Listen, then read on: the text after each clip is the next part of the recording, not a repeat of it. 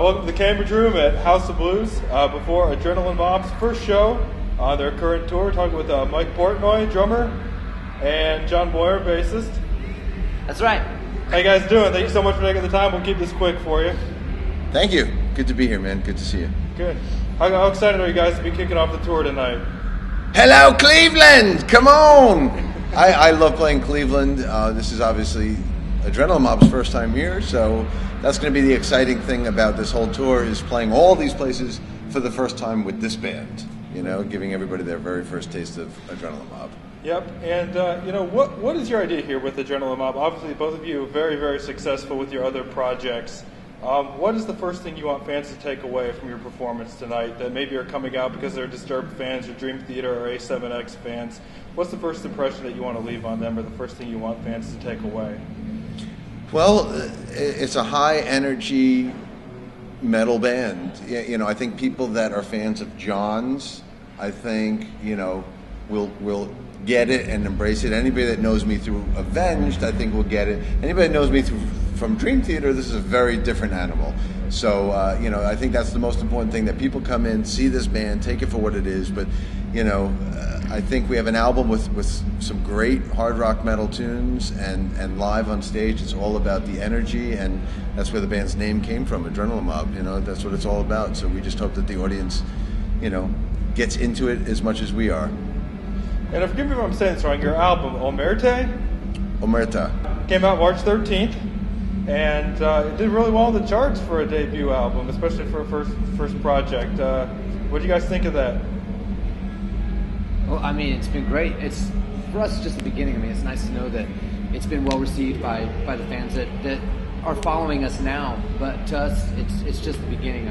This tour is part of a bigger picture for us, to get out there and connect with fans and show that this is a real band and not just a project. And we try to stay away from that. I mean, we're having a great time on stage, and I think that's part of what our fans and people who maybe are just coming to check us out are going to pull away from this. You're going to see four guys on stage who are pretty decent musicians having a great time. And beyond that, you know, it's wide open for us. We feel like we've got a real strong record, and we feel like that there's a lot of touring for us to do. And that's kind of, it's really nice that the record came out and it did well initially, but for us that's just the start. We're ready to, you know, keep it going, keep it selling, and reach as many people as possible. You said something interesting there to me, John. You know, I know you guys all are very invested in other projects, but what do you see the future for Adrenaline Mob being? Sky's the limit. I mean, really, I'm not putting any limitations on what it could be. I don't think any of us are. I think we would all like to see it do. Why wouldn't I put everything into anything that I do? Anything I do, I'm gonna hope the best for it and try to make it as good as it can be. And I think every one of us feels the same way. So no one's thinking that this is a side project and it can only go so far. I think we want it to go as far as it possibly can. And there's no doubt in my mind there will be a second and third record. Excellent.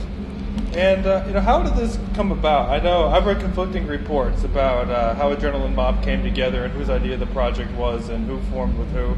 You guys can clear that up for us? There's a guy in Florida who puts together boy bands, and he decided to put together a metal band. So he handpicked each of us from different projects. Well, you've heard conflicting reports. I'll give you the truth. Excellent. Here's how it went. It went in stages, and it all began with Mike Orlando, the guitar player. He's been kicking around a lot of these songs and ideas for many, many, many years. Then he began working with Russell Allen, and him and Russell began crafting and shaping these songs as they sort of became for this record.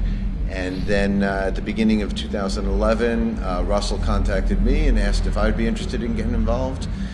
And then we did the album. We did some limited touring last year just to get, you know, people introduced to the band. And then once the album came out, we brought John Moyer into the band, and he's with us, and he's the final piece of the puzzle. So here we are. That was the order of events. Order of selection. There we go. What the writing process? I mean, you guys have all, you know, written through different methods through your various other projects. Was there something significant about being like essentially like a supergroup? I mean, you guys are all, you know.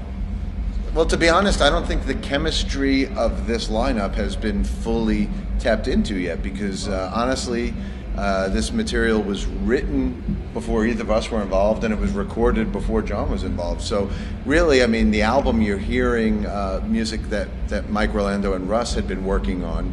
And then once I got in to record the album with them, there was a little shaping here and there, but for the most part, we're real excited about the potential of this chemistry, the four people that are now in the band, the potential of what we could make with the follow-up record is really exciting. And Mike, I got to ask you, you said something there interesting again, too. I know that you were, or at least reportedly, very heavily involved in the writing with Dream Theater, and you said you came into this after the writing had been done. Was that an adjustment for you to make? Well, to be honest, I've been playing in lots of different bands through the years, and I'm used to wearing different hats and different levels of involvement for each of them. With Dream Theater, I was a complete control freak. I co-wrote all the music and the lyrics and the melodies and produced the albums and directed the videos. But it wasn't like that in the other bands I was with. With Transatlantic, I was used to collaborating. Then I did projects like with Avenged Sevenfold or with Neil Morse, where I'm kind of just a hired gun to just play drums. I'm used to wearing different hats for different situations. And with Adrenaline Mob, when I came in, the music was already written. There was no reason for me to try to put in my 2 cents when it was already perfect. I thought it was great, so I was happy to just play drums and be involved. And I even said to the guys, what hat do you want from me here? Do you want me to just be a hired gun like I did with Avenged? Do you want me to just play on this album, or do you want me to be involved? And they actually wanted me to kind of take this under my wing and be more involved. So even though I wasn't with the music, I kind of got more involved with, the direction of the band and where we're at now. But it's no problem adjusting for different situations. One of the things I would think would be really exciting is, like you said, some of the songs being written or processed a little bit before you guys all got there. Now that you guys are playing together on stage and starting to gel with one another and your own chemistry, is probably going to be really exciting to see again where you do take this. And are you guys writing it all while you're? I mean, obviously, your tour kicking off, but is there plans to kind of just move forward with this and kind of work on material perhaps together? We're looking forward to it, but right now the focus is touring. I mean, the album is brand new. It's hot off the shelves, and we feel that this record could have some legs and some life that could sustain us. Hopefully, if the people that work for us do the right job, then we'll be out there for the next 12 months. So that's the focus right now, and but we're excited about the potential for the next record once it's time to think about it. But right now, it's not the time to think about that just yet. All right, guys, we know you got dinner to go catch, so we'll wrap this up for you. But thanks so much for taking the time. John and Mike, we really appreciate this. Any final thoughts before we let you go? You know what? Just want to say, go if you haven't checked out our record, go check it out. Our Omerta in stores. I guarantee you won't be disappointed. If you like hard rock and heavy metal, it's a killer record with some killer hooks on it. And I can say that because I actually didn't play on it. So I can be objective, and it's really good. And then come to the shows and rock out with us. What is that hair club for men? I'm not just the president. I'm also a member. Yeah, that's it. I'm not just a fan. I'm not just a member. I'm also a fan. Something like that. All right, Mike, John, thank you guys so much. Really appreciate you taking the time. Thank you. All right, thanks, guys.